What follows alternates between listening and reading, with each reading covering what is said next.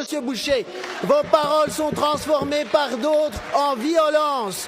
Le foot, c'est la fête. Mais cette fête, la finale de la Coupe Anderlecht-Bruges a été gâchée. Gâchée par des hooligans d'extrême droite qui sont venus semer la terreur dans nos quartiers à Molenbeek et à Jette. Des personnes ont été ciblées pour leur couleur de peau, leur origine, leur religion.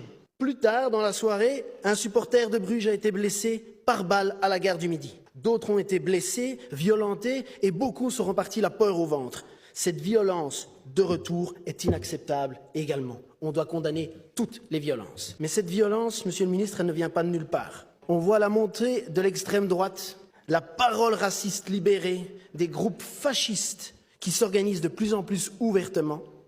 Mais je comprends.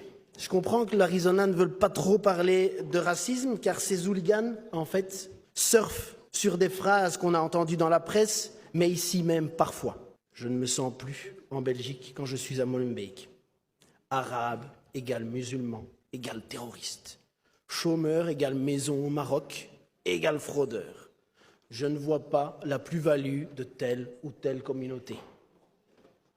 Ce sont vos paroles, des paroles qui sont prononcées par des partis de l'Arizona.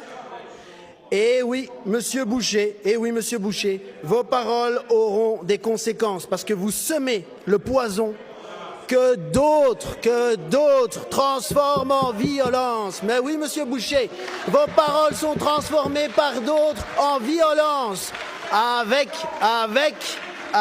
le soutien de l'extrême droite. En tout cas, bonjour, monsieur Boucher. La réunion a commencé à 14h15. Il est 19h38.